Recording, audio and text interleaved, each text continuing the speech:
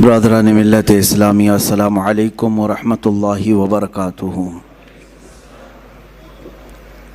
الحمدللہ الحنان المنان الذي خلق الانسان وعلمه البیان، والصلاة والسلام على رسوله سید الانس والجان وعلى آلہ واصحابہ ذوی الخیر والاحسان، اما بعد فاعوذ باللہ من الشیطان الرجیم، بسم اللہ الرحمن الرحیم۔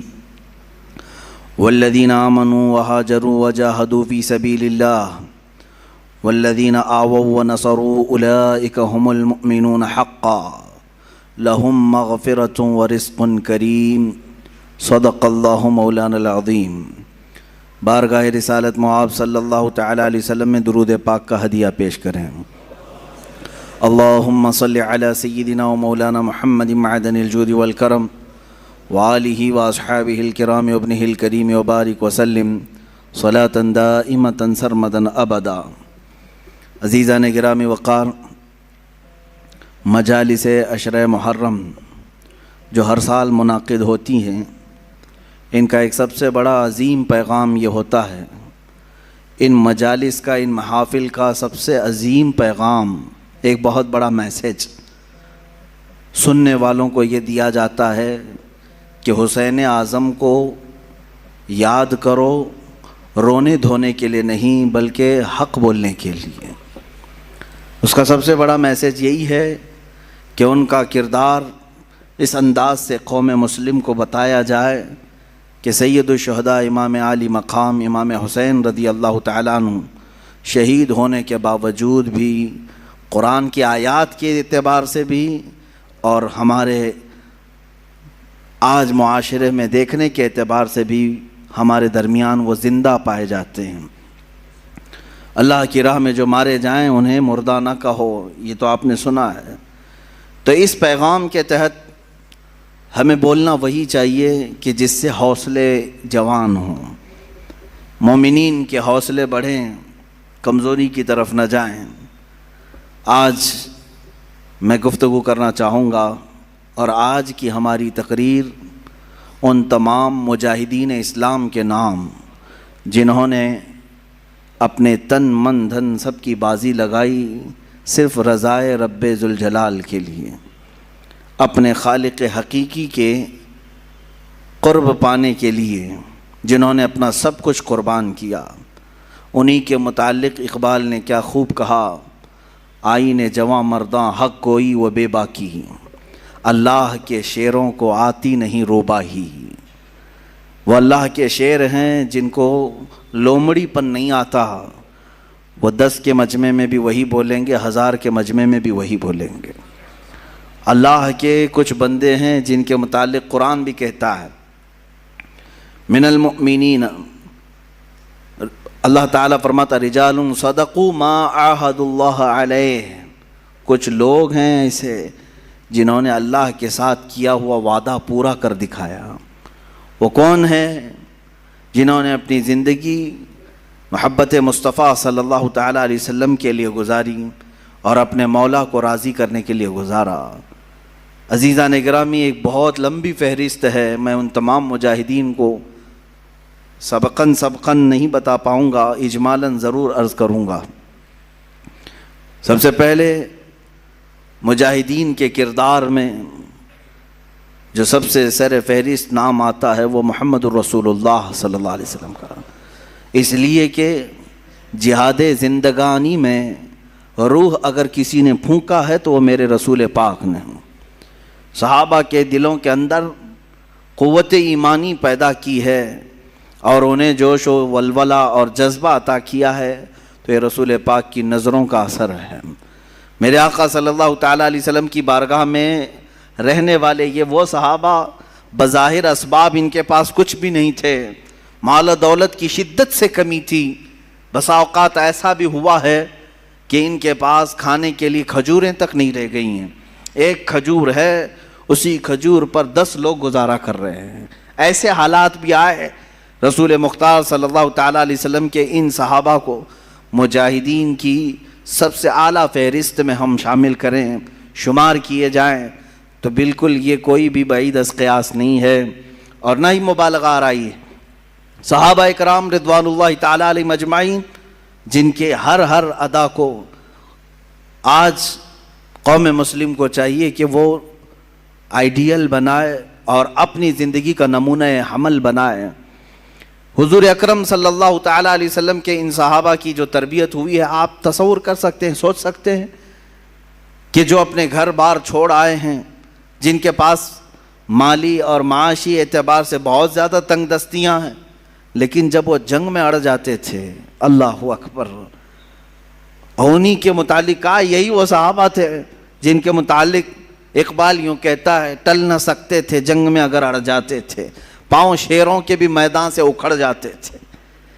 یہ وہ جماعت تھی جن کا یہ نعرہ تھا، تجھ سے سرکش ہوا کر کوئی تو بگڑ جاتے تھے، حق سے سرکش ہوا کوئی تو بگڑ جاتے تھے، ارے تیغ کیا چیز ہے، توپ سے بھی لڑ جاتے تھے۔ یہ ان کا خوف نہیں تھا، مختصر سے ضرور تھے، طاقت اور اسباب میں کم تو ضرور تھے، لیکن ایمان کا جو ولولہ ان کے اندر تھا، دنیا کی کسی قوم کے اندر وہ نہیں پایا گیا، کسی قوم کے اندر نہیں پایا گیا۔ سلام ان مجاہدین کی تربتوں پر، قیامت تک مولا ان کی قبروں پر رحمت و انوار کی بارشیں فرمائے۔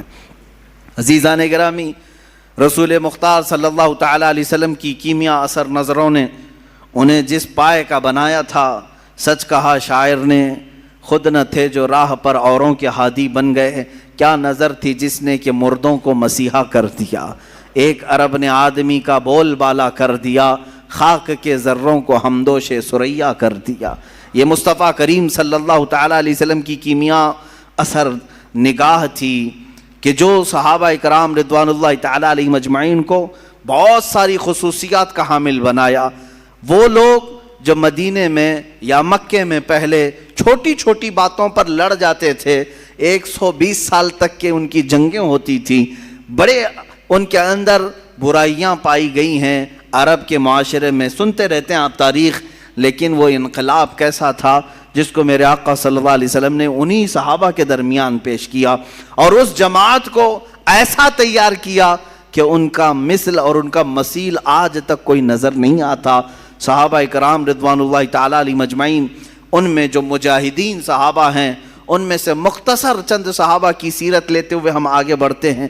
اسلام کیسے پھیلا ہے، اسلام کیسے پھیلا ہے؟ آج یہاں مسجد میں بیٹھ کر کے کچھ لوگ یہ سمجھتے ہیں پھولوں کی سیج پر سج کر ہمارے گھر میں آ گیا ہے، ہم باپ سے مسلمان ہیں، ماں سے مسلمان ہیں، اور اب تو لوگوں کو، ہمارے بچوں کو ایسا بھی لگتا ہوگا کہ بڑے کا گوشت کھانے والا مسلمان ہوتا ہے۔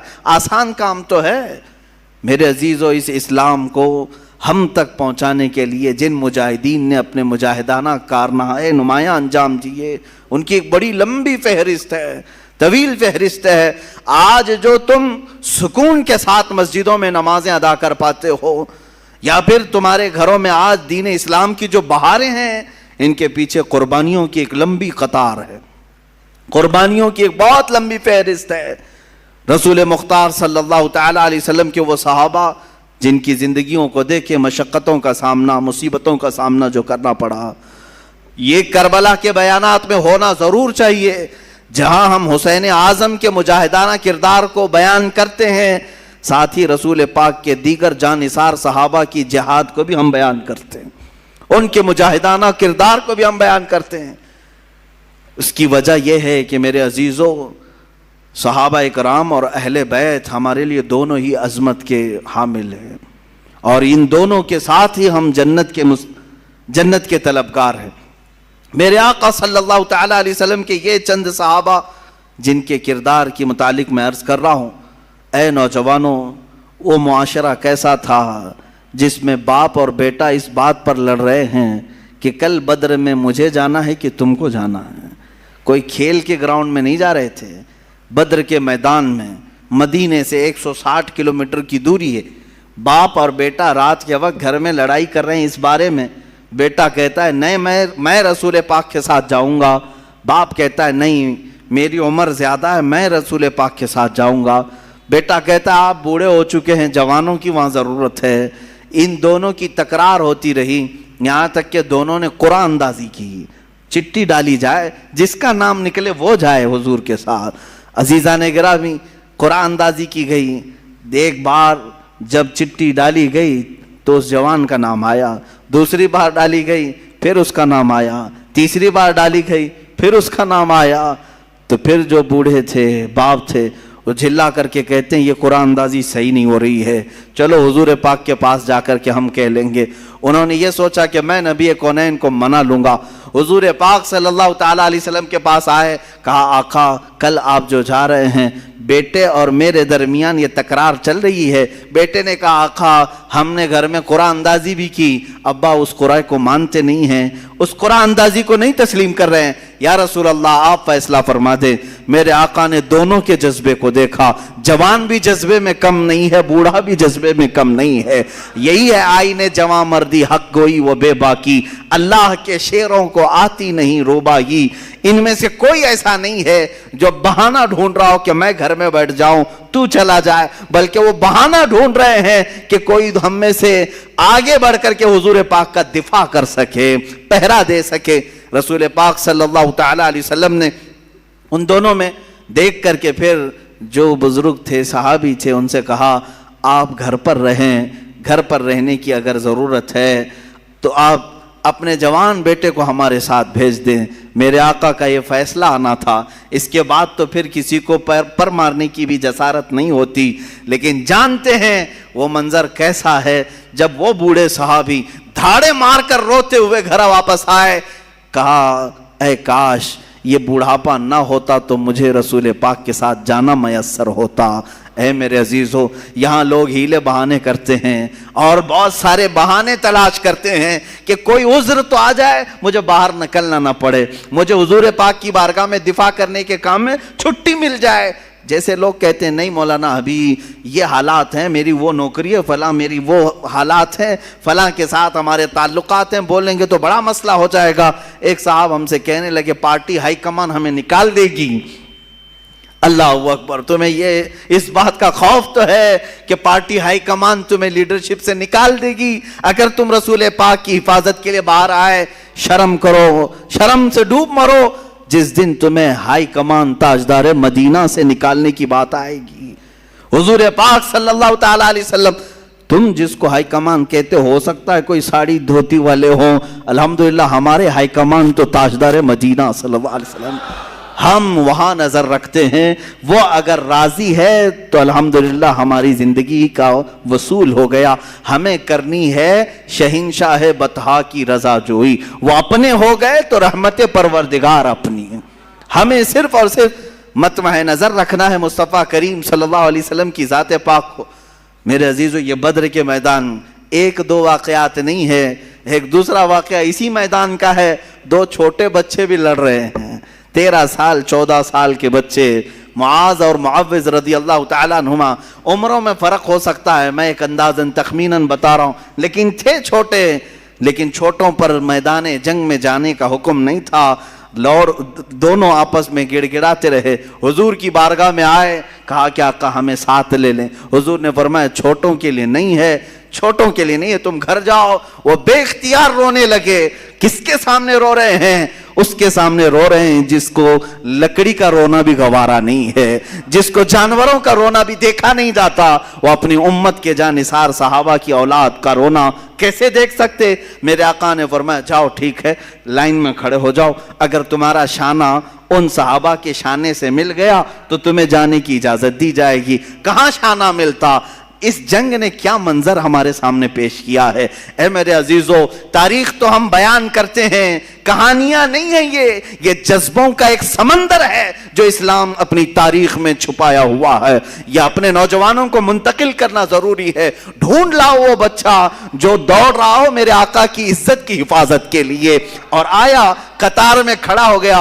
वो दोनों बच्चों को मालूम था हमारे कंधे उनके कंधे से नहीं मिल पाएंगे, लेकिन फिर भी कतार में खड़े हो गए, पंजों के बल खड़े हो गए, यानी एड़ियों को उठा दिया। शाने से शाना नहीं मिला। एक बच्चे ने पत्थर उठा लाया, پتھر اٹھا کر لا کر پیچھے رکھ دیا، دونوں اس پتھر پر چھپکے سے چڑھ گئے اور پنجوں کو اٹھا دیا۔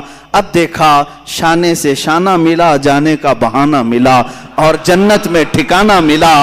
اتنا ہی نہیں، حضور پاک سے کوئی چیز چھپی نہیں ہے، میرے آقا ان کا یہ جذبہ دیکھ رہے تھے۔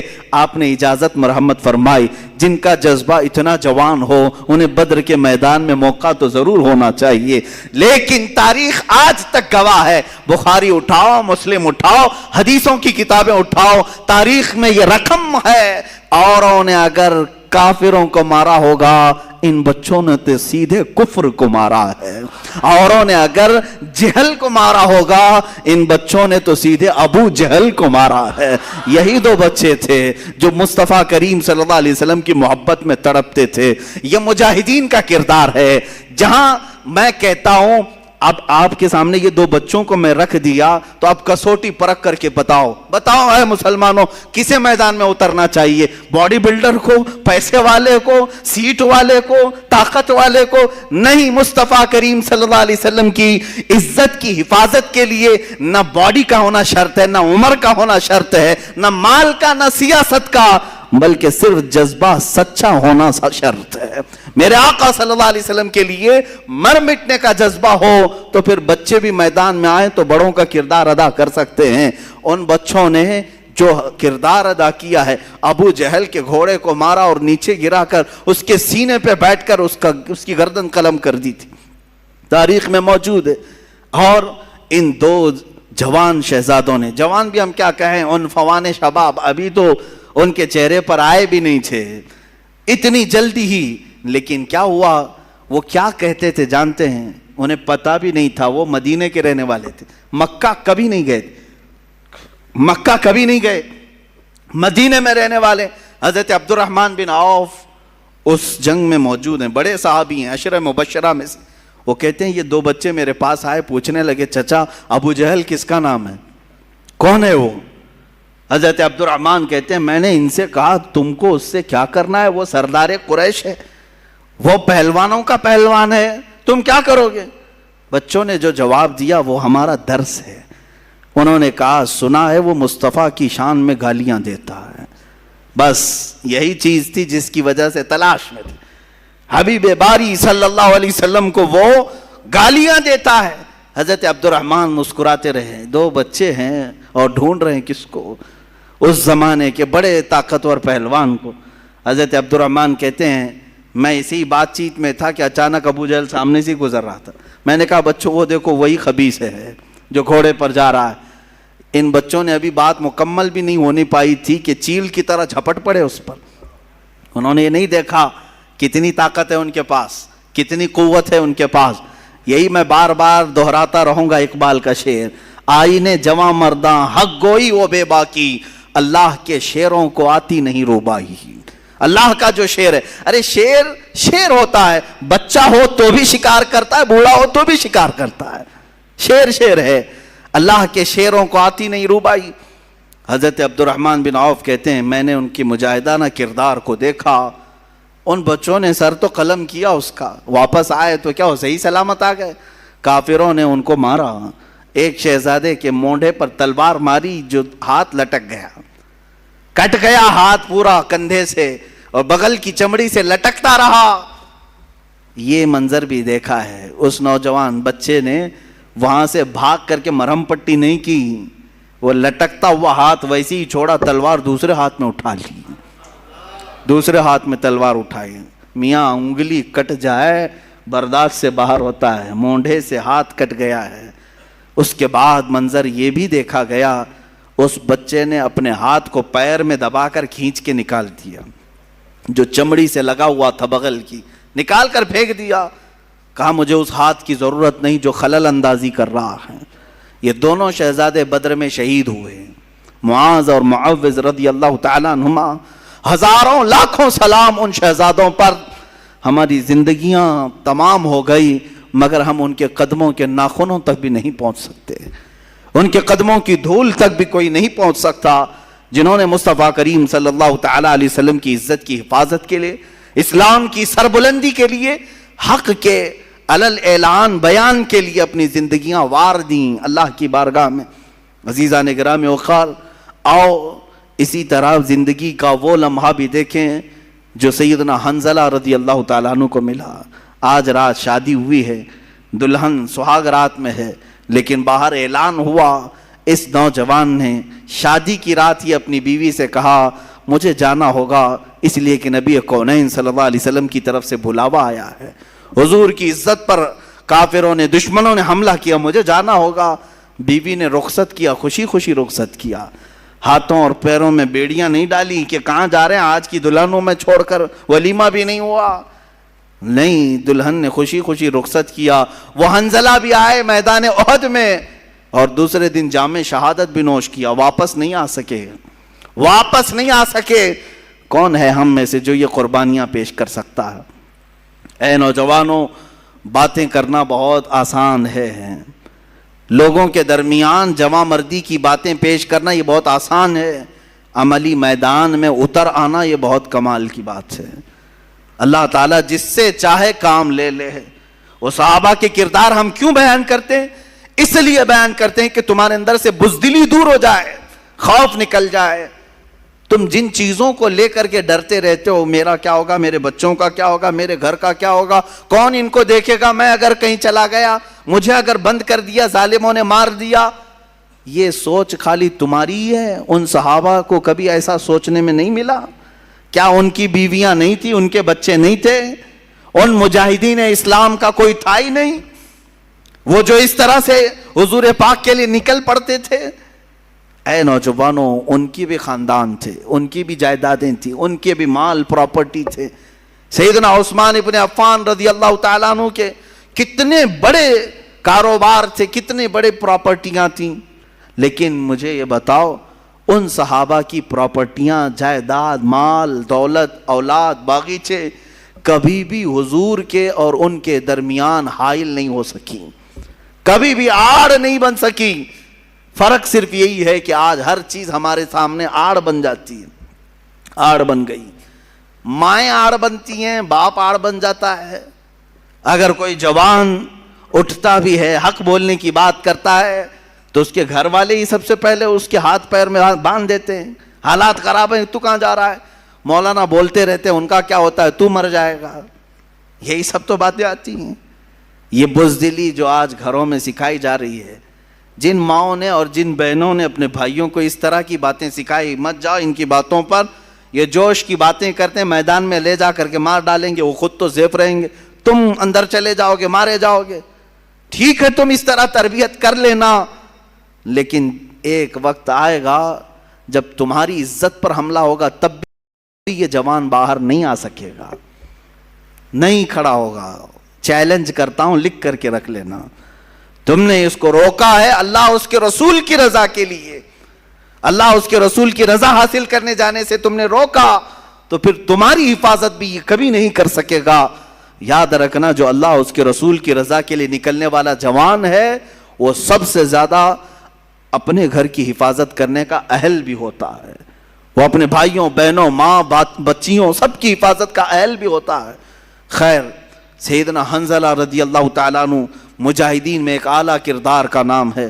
عمار بن یاسر، حضرت یاسر رضی اللہ تعالیٰ عنہ مجاہدین میں ایک اعلیٰ کردار کا نام ہے، اور سیدنا خالد بن ولید سیف اللہ المسلول مجاہدین کے ایک اعلیٰ شخصیت کا نام ہے، جنہوں نے حضور پاک صلی اللہ تعالیٰ علیہ وسلم کے ساتھ جنگیں لڑی، حضور کے زمانے میں بھی، حضور کے بعد بھی۔ یہ ایک ایسے مجاہد کا نام ہے جس سے آج بھی دنیا کانپتی ہے، آج بھی دنیا کانپتی ہے۔ لوگ چاہتے ہیں کہ خالد بن ولید کے اوراق کو بند کر کے رکھیں، کبھی نہ اٹھائیں، ان کا مطالعہ نہ کیا جائے، ان کی سیرت نہ پڑھی جائے، اس لیے کہ معلوم ہے اچھوں کی سیرت پڑھنے کے بعد اثر ضرور آتا ہے، اثر ضرور آتا ہے۔ خالد بن ولید رضی اللہ تعالیٰ عنہ وہ مجاہد صحابی جن کو اللہ کے رسول نے سیف اللہ کہا ہے، یہ اللہ کی لٹکتی ہوئی تلوار ہے۔ انہوں نے اپنی زندگی میں 125 جنگوں میں شرکت کی، 125 جنگوں میں شرکت کی، اور آپ کو ایک بات بتاؤں، 125 میں سے ایک میں بھی شکست نہیں کھائی، ایک میں بھی شکست نہیں کھائی۔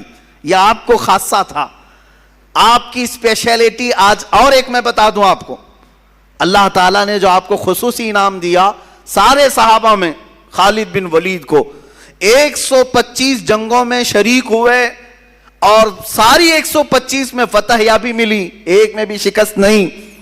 دوسری خصوصیت آپ کی یہ ہے، دوسری خصوصیت خالد بن ولید رضی اللہ تعالیٰ عنہ جن علاقوں کو فتح کیے 125 جنگوں میں، جن علاقوں کو فتح کیے، آج تک وہ علاقے کبھی کافروں کے ہاتھ میں نہیں گئے. صرف ان کی خصوصیت ہے. بعض علاقے ایسے ہیں جن کو مجاہدین نے فتح کیا، 100 سال 200 سال کے بعد پھر دوسروں نے ان پر قبضہ کر لیا ہے. ایسے کچھ حالات ہوئے ہیں اور کچھ مقامات ایسے ہیں کہ جیسے مثال کے طور پر ترکی میں کئی مرتبہ ایسے حالات آئے، مصر میں ایسے حالات آئے، اور افریقہ میں کبھی کئی مرتبہ ایسے حالات آئے کہ جہاں مجاہدین اسلام نے ان کو فتح کر کے اسلام میں داخل تو کیا، حالات زمانہ کے بعد جیسے بغداد میں ہوا، پھر دوسروں کا قبضہ ہوا، پھر اسلام آیا، ایسا چلتا رہا. لیکن سیدنا خالد بن ولید نے اپنی زندگی میں جن علاقوں کو فتح کیا، اللہ نے وہ انعام آپ کو رکھا ہے. آج 1400 سال گزر جانے کے بعد بھی وہ علاقہ کبھی کافروں کے ہاتھ میں نہیں گیا، کبھی نہیں گئے. یہ آپ کی خصوصیت ہے سیدنا خالد بن ولید رضی اللہ تعالیٰ عنہ. اب ایک بات یہ بھی میں بتا دوں، وہ لڑتے تھے شہادت کے جذبے میں، ہمیشہ شہادت کے شوق میں لڑتے تھے. شہادت کبھی نہیں ملی، آپ شہید نہیں ہوئے. ایک بات یہ بھی، سب سے زیادہ جنگیں لڑنے والے، سب سے زیادہ فتح کرنے والے، سب سے زیادہ سپہ سالاری کرنے والے شہید نہیں ہوئے، شہید نہیں ہوئے. حضرت خالد فرماتے ہیں میرے جسم میں، پورے جسم میں ایک بالشت جگہ بھی باقی نہیں جہاں تیر نہ لگا ہو، جہاں نیزے نہ لگے ہوں. تیر آئے ہیں، نیزے لگے ہیں، چاقو لگی ہے، پورے جسم کی بات حضرت خالد فرماتے ہیں ایک بالشت جگہ بھی باقی نہیں ہے کہ جس میں تیر نہ لگا ہو. پورے حصے میں تیر لگے ہوئے ہیں، پورے بدن میں. حضرت خالد فرماتے ہیں ہر تیر کے بعد میری تمنا ہوتی کہ میں جام شہادت نوش کروں، لیکن نہیں. جب آپ کی آخری عمر ہوئی اور آپ بستر پر آرام فرماتے، موت کے آثار نظر آئے، بستر پر موت آ رہی ہے، آپ اپنے گھر میں انتقال کیے، کسی جنگ میں نہیں. اس وقت حضرت خالد بن ولید نے کہا تھا دنیا کو میسج دے دو، دنیا کو سنا دو جو لوگ ڈرتے ہیں جہاد سے. اگر جہاد میں ہی موت آنی ہوتی تو خالد بن ولید سب سے پہلے چلا جاتا. 125 جنگیں لڑنے والا، ہر علاقے میں موت کو ڈھونڈتا رہا، لیکن موت نہیں آئی، موت کبھی نہیں آئی. اس لیے کہ اللہ تبارک و تعالیٰ انہیں جنگوں میں موت نہیں دینا چاہتا، کیونکہ میرے نبی کی زبان سے جو نکلا تھا، کیا ان کے لیے یہ لفظ نکلا تھا کہ یہ اللہ کی لٹکتی ہوئی تلوار ہے، سیف اللہ ہے. اگر یہ کسی جنگ میں شہید ہو جاتے، کسی کافر کے مارنے سے ختم ہو جاتے، تو دنیا بعد میں یہ کہتی کہ اللہ کی تلوار ٹوٹ گئی، اللہ کی تلوار کو کسی نے توڑ دیا. اس لیے میرے مولا نے اس اللہ کی تلوار کو صحیح سلامت رکھا، اور آج تک وہ تلوار اپنی قبر میں صحیح سلامت ہی ہے، صحیح سلامت ہی ہے. یہ اس بات کا بھی اشارہ ہے کہ رسول اللہ نے جسے اللہ کی تلوار کہا وہ ٹوٹی نہیں ہے، وہ کبھی بھی پھر سے واپس امت میں بیدار ہو سکتی ہے، ہو سکتی ہے. اسی لیے اقبال نے کہا تھا نکل کے صحرا سے جس نے الٹ دیا تھا تخت روما کو، نکل کے صحرا سے جس نے الٹ دیا تھا تخت روما کو، سنا ہے قدسیوں سے میں نے کہ وہ شیر پھر ہوشیار ہوگا، سنا ہے قدسیوں سے میں نے کہ وہ شیر پھر ہوشیار ہوگا. وہ شیر انشاءاللہ العزیز اسی امت میں ہوشیار ہوگا. یہ لیکن شرط یہ ہے کہ ان مجاہدین کو سنا جائے اور سنایا جائے. سیدنا خالد بن ولید رضی اللہ تعالیٰ عنہ، میں مختصر چل رہا ہوں، باقی جوانوں کی ذمہ داری ہے کہ وہ پھر اپنے مطالعے کو وسیع کریں اور ان کو سرچ کریں اور پڑھیں، کتابوں میں ان کو نکالیں. ان صحابہ کو، صحابہ اکرام رضوان اللہ تعالیٰ علیہ مجمعین میں حضرت مصعب بن عمیر رضی اللہ تعالیٰ عنہ سفیر اسلام ہیں. سفیر اسلام کس کو کہتے ہیں؟ ایمبیسیڈر حضور پاک صلی اللہ تعالیٰ علیہ وسلم کے. حضرت جعفر طیار رضی اللہ تعالیٰ عنہ سفیر اسلام ہیں. حضور صلی اللہ تعالیٰ علیہ وسلم کے پاس سے خط لے کر کے جاتے تھے. کہاں جاتے تھے؟ کہاں جاتے تھے؟ چوک میں محلے میں کھڑے ہو کر درس دینے کے لیے نہیں. وہ صحابہ لے کر سیدھے بادشاہوں کے تخت کے سامنے کھڑے ہوتے. بڑے بڑے جو بادشاہ تھے یہ صحابہ کہاں کہاں گئے؟ مصر کے بادشاہ کے پاس گئے, روم کے بادشاہ کے پاس, ایران کے بادشاہ کے پاس, یہ سب خطوط لے کر بحرین کے بادشاہ کے پاس. جتنے اس وقت بادشاہ تھے یہ صحابہ یا تو اکیلے ہوتے یا دو لوگ ہوتے, سیدھے صرف دو لوگ ہوتے. میرے آقا صلی اللہ علیہ وسلم کا لیٹر خط لے کر کے جاتے اور بادشاہ کے پاس کھول کر کے پڑھتے. کیا کہتے اس میں؟ ایسا نہیں کہ آپ کی اقبال بلند ہو, آپ کی سلطنت بڑی ہے, آپ کی رعایا ایسے ہیں, نہیں, بلکہ سیدھے کہتے بسم اللہ الرحمن الرحیم, اللہ کے نام سے شروع جو نہایت مہربان رحمت والا. میں محمد صلی اللہ تعالیٰ علیہ وسلم کی طرف سے سفیر بن کر کے آیا ہوں. اے بادشاہ میں تجھے دعوت دیتا ہوں کہ تو اسلام قبول کر لے, اور اسلم تسلم یہ کہتے تھے. حضور کے اکثر خطوں میں یہ لکھا جاتا تھا اسلم تسلم, اسلام لاؤ امن پا جاؤ گے. یہ کس سے کہہ رہے ہوتے؟ وہ اپنے قیدیوں سے نہیں, ملک کے بادشاہ سے. بادشاہ غور سے سنتا بھی تھا, بادشاہ غور سے سنتا بھی تھا. ان دو صحابہ کا رعب کیسا تھا جو تخت کے سامنے کھڑے ہو کر کے بلند و بالا اعلاناً کہتے. کئی واقع ایسے آئے جن بادشاہوں کے سامنے جھک کر جانے کی عادت رہی ہے, رواج رہا ہے, وہاں وزیروں نے کہا کہ نہیں یہاں سجدہ کر کے جانا ہے. یہ صحابہ اڑ گئے, کہا کہ ہم سجدہ تو صرف اپنے خالق کو کرتے ہیں, ہم تو اپنے نبی محمد صلی اللہ علیہ وسلم کو سجدہ نہیں کرتے, اس بادشاہ کو کیا کریں گے؟ وہ جا کر کے پیغام دیتے بادشاہ کو کہ یہ لوگ کہہ رہے ہیں کہ سجدہ کر کے نہیں آئیں گے, جھک کر نہیں آئیں گے. بادشاہ کہتا جیسے آئے ویسے ہی آنے دو. کیا پیغام لائے ہیں؟ کیونکہ عرب میں جو بات پھیلی تھی ہر ایک کو تجسس تھا, ایکسائٹڈ تھا کہ کیا میسج آیا ہوگا پتہ نہیں. حضور صلی اللہ علیہ وسلم کا میسج خط لکھتے اور پتہ نہیں ان کی زبانوں میں بلا کا اثر بھی ہوتا. شاہ مقوقس کو کے دربار میں, مصر کے دربار میں, بادشاہوں کے دربار میں یہ دو صحابہ ہیں جو قاصد بن کر کے گئے, اور کئی بادشاہ ہیں اسی وقت اسلام قبول بھی کی, اسلام قبول کی. بادشاہ کی بات کر رہا ہوں, نجاشی کے دربار میں, نجاشی ایتھوپیا کا بادشاہ, شاہ حبشہ جس کو حبشہ کہتے ہیں, وہ آج کے زمانے میں اس کو ایتھوپیا کہتے ہیں. حضرت جعفر طیار کھڑے ہوئے جبکہ ان کے مخالفت میں ابو سفیان مکہ سے آئے ہوئے تھے کافروں کی طرف سے, ان کے بارے میں بولنے کے لیے کہ ان کو پناہ مت دو. نجاشی نے کھڑا کیا, کہا کیا تم پیغام لے کر کیا ہو, سناؤ ذرا. حضرت جعفر طیار طٰہٰ کی آیتیں پڑھنے لگ گئے. طٰہٰ ما انزلنا علیک القرآن لتشقى الا تذکرۃ لمن یخشیٰ. وہ عرب لوگ تھے اور نجاشی عربی جانتا تھا. جب اس نے قرآن کی آیتیں سنی تو کہا اور کچھ پڑھو, اور کچھ پڑھو. اتنا پڑھایا کہ وہ اپنے کرسی پر ہی جھومنے لگا.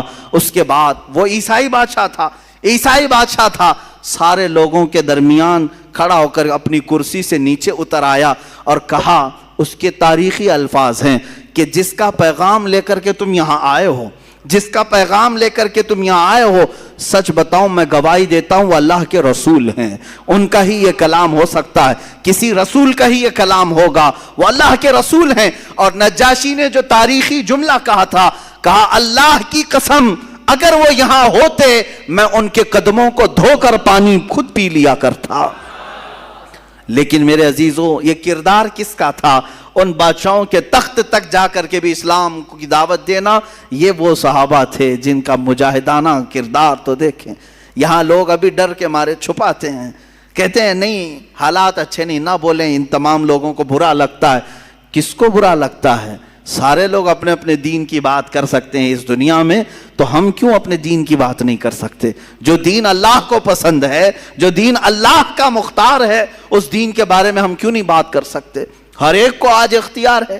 آپ نہیں دیکھ رہے آج جو پروپیگنڈا پھیلایا گیا ہے, کوئی ایک مسلمان تبلیغ کرے اور دوسروں کو اسلام کی اچھائیاں بتائے اور وہ اسلام میں آئیں, تو یہ آتنکوادی ہے، باہر سے اس کو فنڈنگ آتی تھی اور یہ دھرم پریورتن کرواتا تھا، اور یہ خود پنڈت آگ کی ہون کروا کر کے کچھ غریب مسلمانوں کو آدھار کارڈ اور الیکشن کارڈ کے نام پر دھرم پریورتن کریں تو کوئی مسئلہ نہیں۔ یہ دگلی باتیں آج ہمیں یہاں دیکھنے کو جو مل رہی ہیں، اس کی وجہ یہی ہے جس کو میں بار بار کہتا ہوں، تم اپنی اگر ذمہ داری چھوڑو گے تو یہ دوسرے کتے اس ذمہ داری کی طرف آنے لگ جائیں گے۔ تم اپنی ذمہ داری کیا چھوڑے ہو؟ جس کو میں کہتا ہوں دیوار کیا گری میرے خستہ مکان کی، لوگوں نے آنے جانے کا رستہ بنا لیا ہے۔ آج جو تبلیغ ایمان والوں کا حصہ تھی، جو ہم بڑھ چڑھ کر کے لوگوں کے درمیان میرے آقا کے اخلاق کریمانہ بتاتے تھے، وہ آج تقریباً لوگوں نے بیان کرنا اور بتانا چھوڑ دیا۔ بیان کرنے کا مطلب صرف ممبر سے نہیں ہے، تمہارے اعمال تمہارے اخلاق سے بھی ہے۔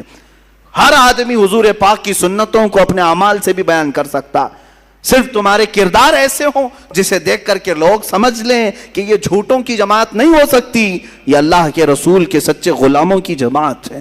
عزیزان گرامی وقار، یہ صحابہ کرام رضوان اللہ تعالی علیہ مجمعین جنہوں نے بادشاہوں تک بھی پہنچایا اسلام کے اس عظیم میسج کو، اور جنگلوں میں گئے ہیں۔ بربر ایک قوم کا نام ہے، جانتے ہوں گے۔ جب کسی کے اوپر بہت زیادہ سختی کی جاتی ہے نا تو کہتے ہیں کہ ظلم و بربریت کا ننگا ناچ ناچ رہا۔ بربریت کیا ہے؟ بربریت دوسری زبانوں میں بھی بربرتا بھی کہتے ہیں، یعنی بہت زیادہ کسی کے اوپر تشدد کیا جائے تو بربر کہا جاتا ہے۔ بربر ایک قوم کا نام ہے، جنگلوں میں رہنے والی بہت سخت قسم کی قوم تھی، تشدد کرنے والی قوم تھی۔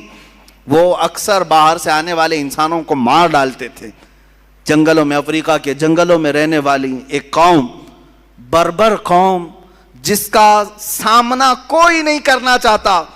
نہ ان کو انسانوں کی طرح جینے میں کوئی لطف تھا، نہ مال کماتے تھے، نہ مطلب گھر بناتے ہیں جنگلوں میں اسی طرح پتوں کی زندگی گزارتے ہیں، شکار کرتے کھاتے ہیں۔ کسی کا قتل کرنا، کسی کو پھاڑ دینا، پیٹ نکال چیر دینا کوئی بڑی بات نہیں تھی، معمولی بات تھی ان کے۔ اس بربر قوم کے پاس رسول اللہ کے یہ دیوانے صحابہ اسلام لے کر کے گئے، اسلام لے کر کے گئے۔ اس بربر قوم کے پاس جن کی زبان تک نہیں آتی تھی، صحابہ گئے۔ کیا ان کو ڈر نہیں تھا کہ ہمارے جاتے ہی ہماری شکل و شباہت کو دیکھ کر کے یہ لوگ ہم پر حملہ کریں گے، مار ڈالیں گے؟ نہیں، اللہ کے شیروں کو آتی نہیں روبائی، وہ کسی میدان میں بھی چل پڑتے تھے۔ وہ صحابہ گئے ان جنگلوں میں، ان کی زبان تک نہیں آتی تھی، اشاروں سے انہیں سمجھایا، اشاروں سے انہیں بتلایا بہت ساری چیزیں۔ جب دھیرے دھیرے زبان کھول کر کے انہیں بتایا، ایک بات میں آپ کو بتا دوں، صرف آپ کو کہا گیا ہے کہ تم پیغام پہنچاؤ، دلوں میں اتارنا یہ اللہ کا کام ہے، اللہ کا کام ہے۔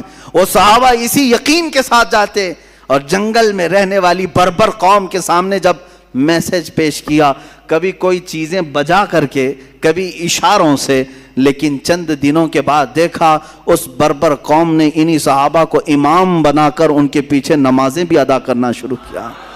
جنگلوں میں نمازیں قائم ہو گئیں، اور اس کے بعد آج تک وہ قوم اسلام سے وابستہ ہے، آج تک وہ قوم اسلام سے وابستہ ہے۔ صحابہ رضوان اللہ تعالی علیہ مجمعین کے ہاتھوں پر جو اسلام لائی ہے وہ قوم 1400 سال گزر جانے کے بعد آج بھی افریقہ کے بہت سارے علاقوں میں وہ اسلام کے چاہنے والے موجود ہیں، مسلمان موجود ہیں۔ میں آپ کو صحابہ کا ایک کردار بتاؤں۔ بربر قوم کے پاس گئے ہیں، آپ اندازہ کر سکتے ہیں عرب کے رہنے والے، آج کے عیاش عربوں کو دیکھ کر کے قیاس مت کرنا کہ صحابہ عرب تھے تو ایسے رہے ہوں گے، نہیں، یہ عیاش عرب ہیں، یہ یہودیوں کی اولاد بن گئے ہیں بہت سارے، اس میں بہت سارے، اللہ ماشاءاللہ، سب کی بات نہیں کرتا ہوں۔ ان کے ہاں آج جو رنگینیاں ہیں، جو عیاشیاں ہیں، وہ تو یورپ میں بھی نہیں ہیں۔ ان پر قیاس مت کرنا۔ صحابہ کرام رضوان اللہ تعالی علیہ مجمعین، سلف صالحین، تبع تابعین جو عرب تھے، ان کی عربیت بہت الگ تھی، اس کے باوجود وہ عرب میں جس انداز سے رہتے تھے وہ سب چیزیں ترک کر کے، جانتے ہو آج اگر میں آپ کو کہوں اتنی ٹیکنالوجی کے بعد بھی چائنا ذرا جا کے آؤ، آپ ہنس پڑیں گے، کیا کریں گے؟ چین چین چین چین کریں گے ہم وہاں جا کے، ہم کو نہ زبان آتی ہے، کچھ بھی نہیں آتی، کیا کریں گے؟ میرے عزیزو 1400 سال پہلے حضرت سعد ابن ابی وقاص چائنا آئے ہیں، چین کی سرزمین پر آئے تبلیغ اسلام کی خاطر۔ کون سی زبان لے کر کے آئے ہوں گے، کیسے ان کے درمیان پھیلائے ہوں گے؟ جانتے ہیں اس صحابی کی تبلیغ اسلام سے چائنا میں اسی وقت اسلام پھیلا بھی تھا۔ چائنا کی زبان مختلف، بالکل ان کا رنگ الگ، ان کے تہذیب الگ، ان کے اخلاق الگ۔ اتنا ہی نہیں، وہی عرب کے صحابہ ہیں، وہی عرب کے صحابہ ہیں جو وہاں سے مدینہ طیبہ سے نکلے تو ہمارے اس دیار غریب ہندوستان میں بھی تشریف لائے، دیار غریب نواز ہندوستان میں بھی تشریف لائے۔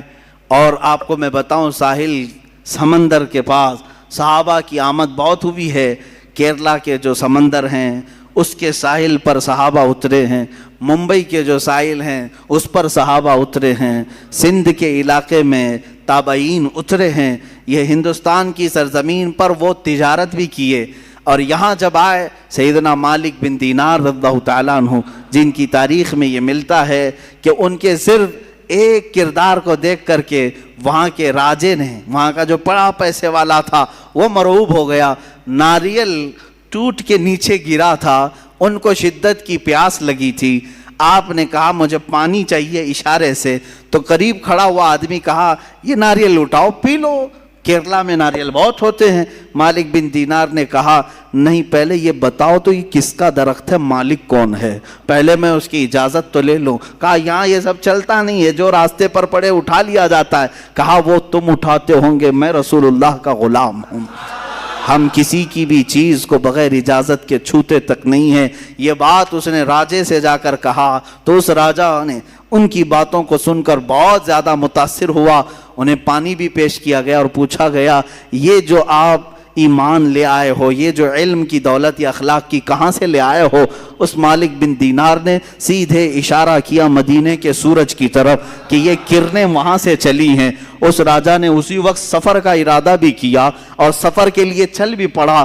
بعض تاریخی روایات میں یہ ملتا ہے کہ وہ حضور پاک صلی اللہ علیہ وسلم کی بارگاہ میں جا کر مشرب اسلام بھی ہوا۔ یہ صحابہ تھے، وہ ہندوستان تک آئے، ہمارے علاقے تک آئے، چائنا گئے، افریقہ گئے، اور میرے عزیزو اسلام کے تبلیغ اور انتشار میں جو ان کا کردار ہے، صدیاں گزر جائیں گی، بہت ساری چیزیں گزر جائیں گی، میں بیان نہیں کر سکوں گا۔ صحابہ اکرام رضوان اللہ تعالیٰ علیہ مجمعین کی وہ جماعتوں میں سے جوان لوگ اٹھے ہوئے ہیں۔ اسی سندھ کا علاقہ، ہند اور سندھ دو تھے، ہند اور سندھ۔ ابھی سندھ جو ہے اکثر حصہ پاکستان میں ہے، پہلے یہ دو ہند اور سندھ مشہور تھے۔ سندھ کے علاقے میں راجہ داہر سنگھ، جو کشمیر کے آگے ایک راجہ کی حکومت تھی۔ اب یہ لوگ اس کو ابھی برا سمجھیں گے کہ ہمارے راجے کی برائی کر رہا ہے، جب گنڈا ہوگا تو گنڈا ہی کہیں گے۔ ہاں، کچھ عورتوں کو اس نے گرفتار کیا تھا، اس کے گنڈوں نے کچھ عورتوں کو گرفتار کیا جو مسلمان تھیں، وہ حج کے سفر پر جا رہی تھیں۔ یہ 90 ہجری کا واقعہ ہے، اور وہ پکارتی رہ گئیں، لیکن گنڈوں نے انہیں گرفتار کیا، پکڑ لیا۔ اب ان عورتوں نے کہا صرف اتنی آواز سے کہ کوئی ہے جو ہماری آواز عرب تک پہنچائے۔ اس وقت حجاج بن یوسف گورنر تھا، کچھ تجارت کرنے والے جو عرب سے آئے ہوئے تھے انہوں نے آواز سنی، واپس جا کر کے گورنر کے پاس یہ بات بتا رہے تھے کہ ہم سندھ کے علاقے سے آئے، وہاں کے ایک راجہ نے چند عورتوں کو، اس کے گنڈوں نے چند عورتوں کو گرفتار کیا، وہ پکار رہی تھی کوئی ہے۔ گورنر کے سامنے یہ تاجر اپنا واقعہ بیان کر رہے تھے، وہیں سامنے سے ایک جوان شہزادہ گزر رہا تھا، صرف 18 سال کی عمر تھی، محمد بن قاسم۔ کھڑا ہو گیا، واقعہ سنا، عرب میں رہنے والا شہزادہ محمد بن قاسم، صرف 18 سال کی عمر ہے، وہیں رک گیا۔ اور گورنر چونکہ اس کا چچا لگتا تھا، اس نے کہا چچا میں جانے کے لیے تیار ہوں، اور وہیں سے پکارا زور سے، لبیک یا اختی، اے میری بہن تیرا بھائی حاضر ہوگا، جو سندھ سے تو نے آواز اٹھائی میں حاضر ہوتا ہوں۔ 10,000 کا لشکر لے کر سب سے پہلے ہندوستان میں آنے والا محمد بن قاسم ہے۔ سندھ کے علاقے میں آئے، میرے عزیزوں لوٹ مار کرنے نہیں آئے تھے، مال لوٹ کر لے جانے نہیں آئے. جیسے کہ تم سب جانتے ہو انگریز یہاں کیا کرنے آئے تھے، سارا یہاں کا لوٹ کر کے لے گئے. کبھی یہ لوگ بیان نہیں کرتے ہیں. انگریزوں کے غلام یہ تاریخ نہیں جانتے. 200 سال انگریز لوٹتے رہے، کھاتے رہے، سب انگلینڈ پہنچاتے رہے. اس کے باوجود ان کو صرف خلجی نظر آتا ہے، ان کو اورنگزیب نظر آتا ہے. ارے میاں وہ آئے، یہاں بنائے اور یہیں دفن بھی ہوئے، یہیں دفن بھی ہوئے. ایک اور بات میں بتاؤں آپ کو، یہ بار بار یہ کہتے ہیں باہر سے آئے ہوئے بادشاہ تھے یہ لوگ، باہر سے آئے ہوئے بادشاہ تھے. مجھے یہ بات سمجھ میں نہیں آتی باہر سے کیسے ہوئے، باہر سے کیسے ہوئے. اس وقت جو وہ ہندوستان تھا اس میں افغانستان بھی شامل تھا، پاکستان الگ نہیں تھا، بنگلہ دیش الگ نہیں تھا، نیپال الگ نہیں تھا.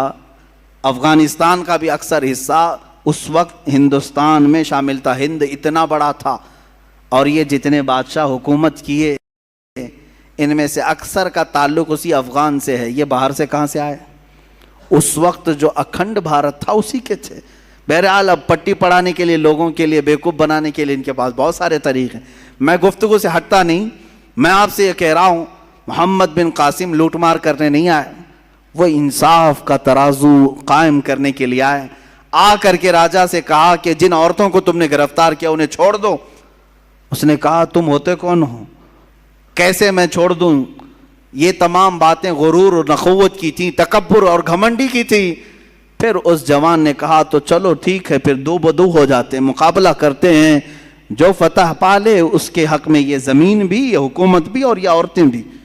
اس نے منظور کر لیا. اسے یہ معلوم نہیں تھا پہلی مرتبہ وہ جوان شیر سے اس کا مقابلہ ہو رہا تھا. 3 دن سے زیادہ لڑائی چل نہیں سکی، سارے فوجی مارے گئے اور وہ راجہ گرفتار ہوا محمد بن قاسم کے ہاتھ میں. میں یہ پوچھنا چاہتا ہوں میرے عزیزو، 18 سال کی جوانی میں وہ طاقت کہاں سے آئی تھی؟ وہ طاقت کہاں سے آئی تھی جو عرب کی سرزمین سے سنگلاخ سفر طے کر کے آیا، پہاڑوں کا سفر، دریاؤں کا سفر اور پتھریلے راستوں کا سفر طے کر کے آیا، اور پھر ان عورتوں کو آزاد کرایا اور لوگوں سے کہا جس کا دل چاہے وہ اسلام قبول کرے، جس کا دل چاہے وہ اپنے مذہب پر رہے. یہ بات میں نہیں کہہ رہا، الہ آباد یونیورسٹی کے ایک بڑے پنڈت ہیں جنہوں نے کتاب لکھی ہے محمد بن قاسم کی سیرت پر، وہ پنڈت خود کہتے ہیں، اس پنڈت نے لکھا ہے کہ میں نے محمد بن قاسم سے زیادہ عدل اور انصاف کرنے والا کسی کو نہیں دیکھا.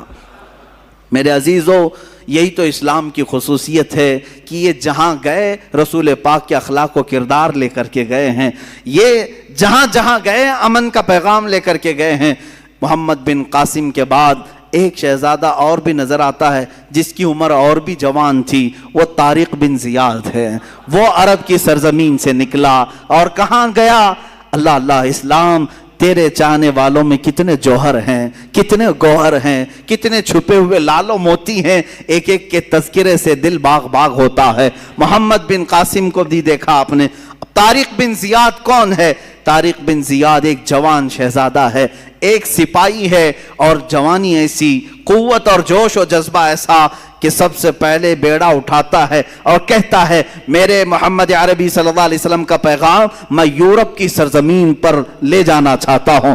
یورپ کی سرزمین عیسائیوں سے بھری ہوئی، مسیحیوں سے بھری ہوئی، صلیبیوں سے بھری ہوئی، اور بہت سخت قسم کے عیسائی تھے. اس وقت جانے کے لیے عرب اور یورپ کے بیچ میں ایک سمندر تھا، میڈیٹرین سی آج بھی اس کو کہتے ہیں. آج بھی ہم نے دیکھا ہے بحر متوسط ایک سمندر حائل ہے. اس سمندر کا سفر طے کر کے ان مجاہدین کو جانا تھا. طارق بن زیاد اپنے جوان لشکریوں کو لے کر سمندر کا سفر طے کرتے ہیں. سب سے پہلے کہاں اترے؟ اسپین میں اترے، جس کو اندلس کہا جاتا ہے. طارق بن زیاد وہاں اترنے کے بعد ساری جگہ کا معائنہ کیا. نئی زمین ہے، نیا علاقہ ہے، نئے لوگ ہیں. عرب کہاں، یورپ کہاں، دونوں کی تہذیب الگ، دونوں کی زبانیں الگ، دونوں کا کلچر الگ. نئی زمین پر آئے. اب ایک بار پھر مڑ کر کے اپنے لشکریوں کی طرف دیکھا. جوان تھے، بھری جوانی تھی سپاہیوں کے اندر، اور کشتیاں بھر بھر کر کے آئے تھے. سب کو بلا کر کے کہا طارق بن زیاد ایک تمہارے درمیان پیغام دینا چاہتا ہے، آج کی شام تک جسے واپس عرب لوٹنا ہے وہ لوٹ جائے، اور جسے رہنا ہے وہ یہی رہ جائے۔ کوئی ہے جو لوٹنا چاہتا ہے؟ شام تک کا وقت ہے۔ شام ہو گئی، ایک بھی سپاہی واپس جانے کی بات نہیں کیا۔ جب کوئی نہیں اٹھا، طارق بن زیاد کھڑے ہوتے ہیں۔ جو لکڑیوں کی کشتیاں آئی تھی کنارے، سب پر گھی اور تیل ڈال کر کے آگ لگا دیا، لکڑیوں کی تھی، جلنے لگ گئی۔ مجاہدین نے پوچھا یہ ہماری سواریاں ہیں، انہیں کیوں جلایا جا رہا ہے؟ طارق بن زیاد نے کہا تاکہ کسی کے اندر بھاگنے کی جرت بھی نہ ہو، خیال بھی نہ ہو۔ ہم رسول اللہ کے وہ دیوانے ہیں، جہاں جائیں گے یا تو جھنڈا گاڑیں گے یا اپنی قبر میں دفن ہوں گے۔ ہم جہاں جائیں گے یا تو ہماری قبر بنے گی یا تو ہمارا پرچم لہرائے گا۔ طارق بن زیاد کا یہ جوش، یہی جوش تھا، یہی ولولہ تھا۔ ان مجاہدین نے پہلا قدم رکھا اور اللہ نے بھی انہیں فتح مبین عطا فرمایا۔ یورپ کی سرزمین سمٹتی چلی آئی ان تابعین اور کچھ صحابہ کے قدموں میں۔ یہ یورپ کی سرزمین ایسے آتی گئی، ایسے آتی گئی کہ ایک وقت ایسا آیا کہ اس اسپین پر اسلامی حکومت کا راج تھا۔ 750 سال تک اسلامی حکومت کا پرچم بلند ہوا، یہیں سے پورے یورپ میں اسلام پھیلایا گیا۔ آج بھی یورپ کے جن علاقوں میں اسلام پھیلا ہے وہ اسی یورپ کے اس ملک کے ذریعے سے پھیلا۔ طارق بن زیاد کی قبر پر اللہ لاکھوں رحمتیں نازل فرمائے، ان کی قبر پر مولا ابر رحمت نازل کرے کہ جس ایک جوان کے جذبے نے پورے بر اعظم ایک کانٹیننٹل کو اسلام کے دامن میں داخل کیا ہے۔ عزیزان گرامی، اسلام تیرے چاہنے والوں میں کتنے گوہر، کتنے لال و موتی چھپے ہوئے ہیں۔ ہم تاریخ میں آگے بڑھ کر کے آتے ہیں تو پھر ایک مجاہد کا نام آتا ہے جسے صلاح الدین کہا جاتا ہے۔ صلاح الدین ایوبی کون ہے؟ ایک وہ مجاہد ہے، سپاہی تھا اور نور الدین زنگی کی تربیت میں رہنے والا، کشا چلتا تھا۔ بسا اوقات ایسا تھا کہ خاندان الگ تھا، بڑے لوگوں کا، پیسے والوں کا خاندان تھا، لیکن اللہ جس کا دل بدل لے اور جس کو کام پر لگائے تو پھر دنیا کے تماشوں سے اس کا جی اٹھ جاتا ہے۔ وہ نکلا۔ یہ وہ زمانہ تھا جب عیسائیوں نے بیت المقدس پر قبضہ کر لیا تھا، مسلمانوں پر پابندی لگائی تھی، قتل عام کیا تھا، فلسطین کو خون سے نہلا دیا تھا۔ اس وقت یہ خبریں پھیلتی تھی۔ بغداد میں کسی اور کی خلافت تھی، مصر میں کسی اور کی تھی، شام میں، یمن میں، عراق میں الگ الگ خلفاء موجود تھے، لیکن بس یہی کہ سو رہے تھے یا اپنے حرم خانوں میں عورتوں کو رکھے ہوئے۔ بہت سارے الگ الگ اسلامی خلفاء میں بھی بعض عیاشیاں آئیں۔ اس زمانے میں یہ اٹھتا ہے ایک سپاہی جس کی راتوں کی نیند بے قرار ہے اور اس کا چین و سکون ختم ہو چکا ہے، صرف ایک ہی سوچ کہ قبلہ اول اگر آج ان لوگوں کے ہاتھ میں ہے جہاں سے میرے آقا کی معراج ہوئی، جہاں میرے آقا نے ہزاروں انبیاء کی امامت کی، وہ اگر آج ہمارے درمیان نہیں ہے تو پھر ہماری کوئی عزت باقی نہیں ہے۔ یہ سوچ لے کر کے نکلا اور اس کے بعد مصر جب تشریف لائے، یہاں پر نور الدین زنگی کے انتقال کے بعد صلاح الدین ایوبی کو سپہ سالار بنایا گیا، مصر کا گورنر بنایا گیا۔ مصر کی گورنری آنے کے بعد سب سے پہلے قسم اٹھاتا ہے یہی صلاح الدین، کہتا ہے کہ اللہ کو گواہ بنا کر کہتا ہوں اس وقت تک چین سے اپنے گھر میں نہیں آؤں گا جب تک بیت المقدس میں اپنا مصلی نہیں بچھاؤں گا۔ اتنا ہی نہیں، ایک جگہ سے گزرتے ہوئے ایک بڑھئی کو دیکھا جو ممبر بنا رہا تھا اور پوچھا بہت خوبصورت ہے، میں خرید لوں؟ کہا لے لو۔ کہا اسی دن یہ نیت کر لیا کہ اس ممبر کو میں بیت المقدس میں ضرور لگاؤں گا، اور وہی ایک حوصلہ ہے، ایک عزم ہے، اور اس کے بعد نکلے۔ کتنی جنگیں ہوئی، کتنے مقابلے ہوئے، اللہ اکبر، کتنی راتیں یہ جنگلوں میں کاٹتے رہے، کتنے ان کے ساتھ ہیلے بہانے کیے گئے، اپنوں نے غداریاں کی، منافقین نے دھوکہ دیا، تقریباً زندگی پر 12 مرتبہ خونی حملے کیے گئے، سر پر وار کیے گئے، کندھے پر وار کیا گیا، لیکن جسے اللہ رکھے اسے کون چکھے، اللہ جس کی حفاظت فرمائے۔ صلاح الدین ایوبی سے جو کام لینا تھا وہ کام لے کر رہا، رب تعالیٰ کی یہ منشا ہے۔ اس کے بعد ایک وقت وہ بھی آیا کہ صلاح الدین ایوبی کی تاریخ میں حیرت کی بات میں اگر آپ کو بتا دوں، ایک وقت ایسا بھی آیا کہ کہ صلاح الدین کے پاس 12,000 کا لشکر تھا، سب سے بڑا لشکر ہے، 12,000 کا لشکر تھا۔ عیسائی کھار کھائے ہوئے تھے، ہر جنگ میں ہارتے تھے، شکست کھاتے تھے۔ تو کیا کیا؟ صلیبیوں کے بڑے بڑے بادشاہوں نے اپنی فوجیں جمع کرنا شروع کی، اتنی فوجیں جمع کی کہ 4 لاکھ کو پہنچ گئی، اور وہ 4 لاکھ کی فوج جب مقابلے کے لیے نکل کر کے آئی، ملک شام کا علاقہ تھا، صلاح الدین سے کہا گیا اب یہ معرکہ خون ریز ہے، کیسے 4 لاکھ آ رہے ہیں، تمہارے پاس کیا ہے؟ 12,000۔ سب کو جمع کیا میدان میں، پوچھا صلاح الدین ایوبی نے کہ سنا ہے صلیبیوں نے، عیسائیوں نے 4 لاکھ کا مجمع جمع کر لیا ہے، یہ خونی جنگ ہو سکتی ہے، ہم 12,000 کی تعداد میں ہیں، چاروں جگہ سے اگر وہ حملہ آور ہو جائیں تو پھر ہم مٹھی بھر ہوتے ہیں، تمہارا کیا خیال ہے، ہم یہ چھوڑ کر چلے جائیں یا پھر میدان میں رہیں؟ فوجیوں نے جواب کیا دیا؟ وہ کہتے ہیں کہ ہم کسی ایرے غیرے کے سپاہی نہیں، ہم صلاح الدین کے سپاہی ہیں۔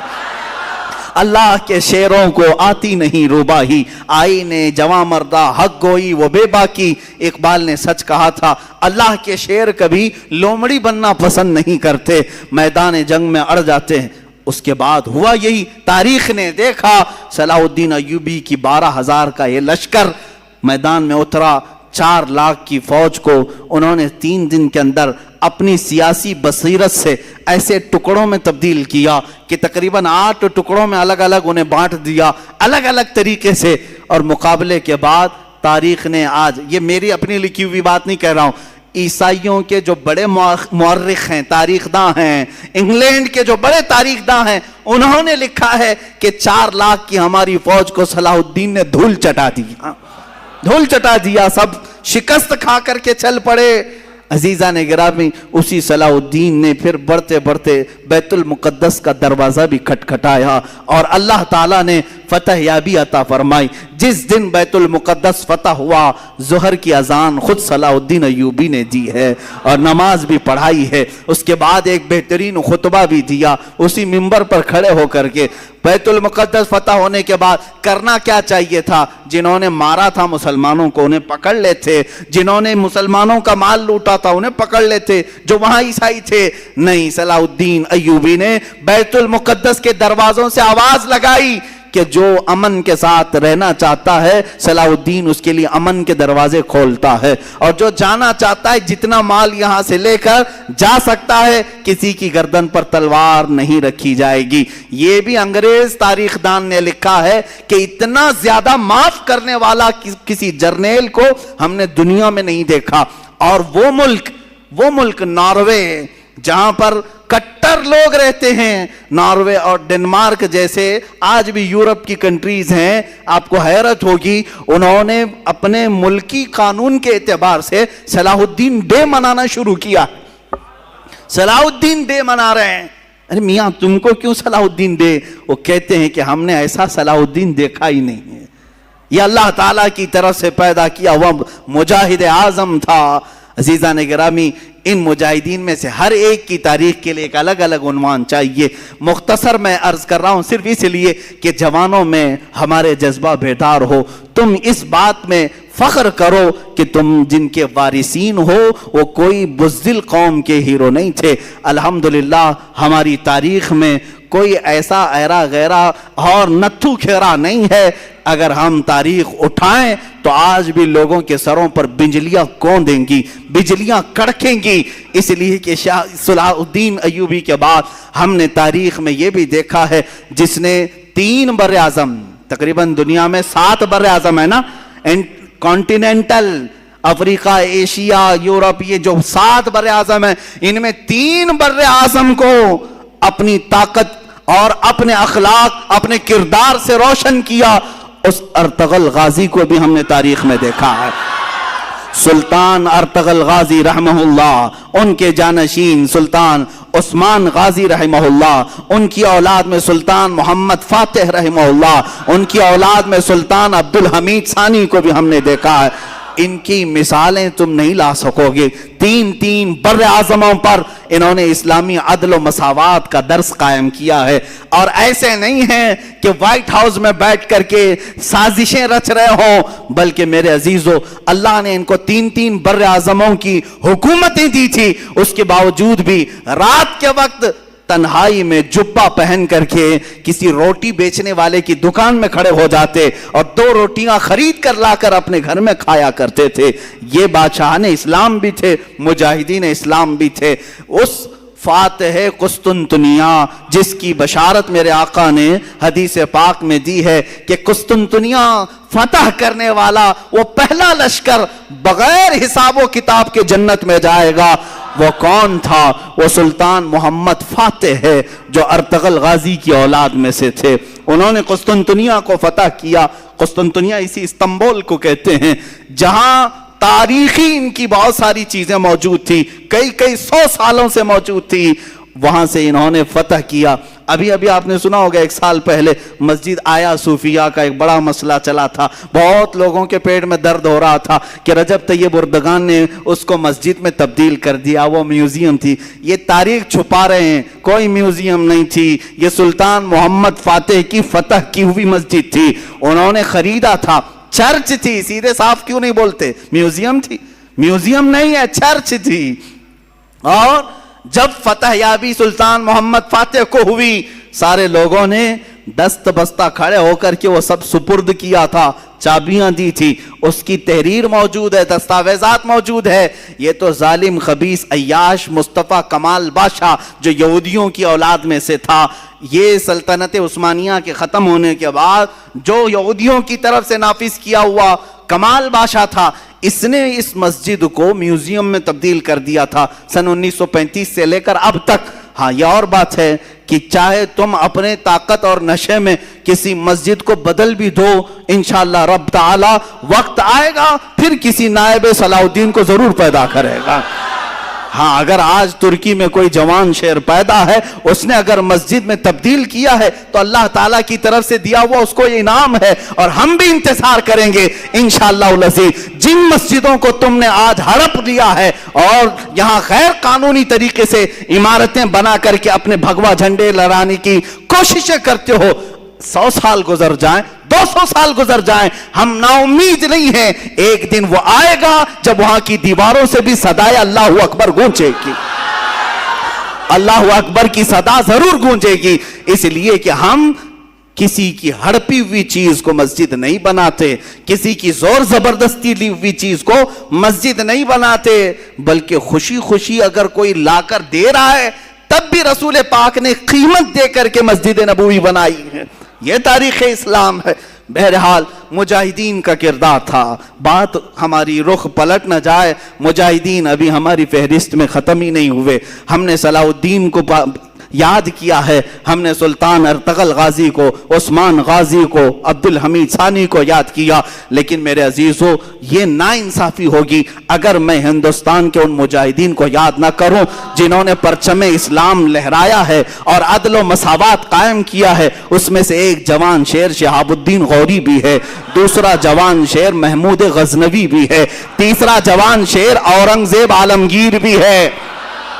یہ تینوں جملے جو میں نے کہا یہ پیٹ میں سیدھے گڑتے ہیں، آنکھوں میں سیدھے چبھتے ہیں، اس لیے کہ یہ نام جلدی کوئی سننا نہیں چاہتا۔ ان ظالموں کو پتہ نہیں ہے کہ یہ ظلم کے ساتھ آئے ہوئے لوگ نہیں تھے۔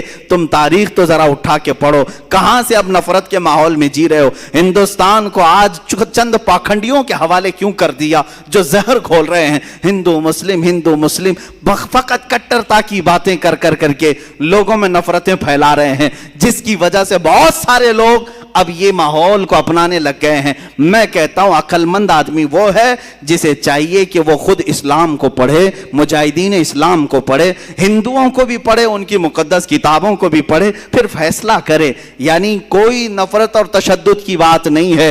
یہ آج جس طرح سے بیوقوف بنا رہے ہیں، یہاں ہندو خطرے میں ہے، ہندو خطرے میں، کن لوگوں سے خطرے میں ہے؟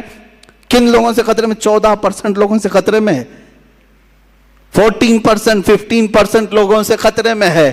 ارے 20 لاکھ 25 لاکھ کی آبادی ہماری بتائی جاتی ہے، 140 کروڑ کی آبادی میں 140 کروڑ کی آبادی میں 20 لاکھ 25 لاکھ لوگ، باقی 100 کروڑ لوگوں کے لیے خطرہ ہے. یہ بنایا ہوا خطرہ ہے اور کچھ بھی نہیں ہے. بنایا ہوا خطرہ ہے کیونکہ تمہیں معلوم نہیں ہے جس کو تم نے اوپر بٹھایا ہے وہ کپڑے کے سانپ بہت دکھاتا ہے. ہاں پلاسٹک کے سانپ دکھاتا ہے جس سے لوگ ڈرتے ہیں. پکڑ لو تم، پتہ نہیں چلے گا، کوئی سانپ کاٹنے والا نہیں. یہ جتنی اپنے منہ سے پھینکتا ہے وہ سب کپڑے کے سانپ ہیں. یا پھر یہ لوگ آج جو ڈرا رہے ہیں خطرہ ہے خطرہ ہے، میں ان ہندوؤں سے بھی کہوں گا جو سیکولر دماغ رکھتے ہیں، ان کی باتوں میں آ کر خواہ مخواہ بیوقوف نہ بنو.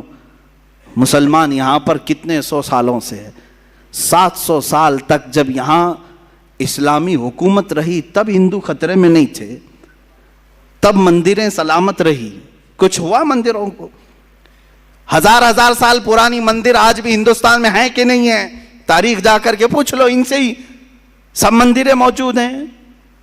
جب خطرہ نہیں ہوا 700 سال حکومت میں رہنے کے بعد، اب چلو آزادی کے بعد 70 سال اور بھی گزر گئے، اس وقت بھی خطرہ نہیں تھا. یہ 2014 سے خطرہ بہت بڑھ گیا. کیوں؟ بیوقوف بنا رہے ہیں. ان لوگوں سے خطرہ بڑھ گیا. ارے وہ بھی کن لوگوں سے خطرہ بڑھا؟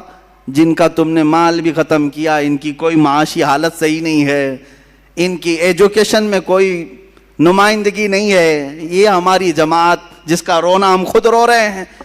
یہاں تو ہمارے صحیح سے آدھار کارڈ نہیں بنے ہوئے ہیں، صحیح سے لوگوں کے پاس کھانے پینے کی چیزیں نہیں ہے. اس قوم کو لے کر اتنی بڑی قوم کو ڈرا رہے ہیں لوگ، اور وہ ڈر بھی رہے ہیں، خوف کھا بھی رہے ہیں.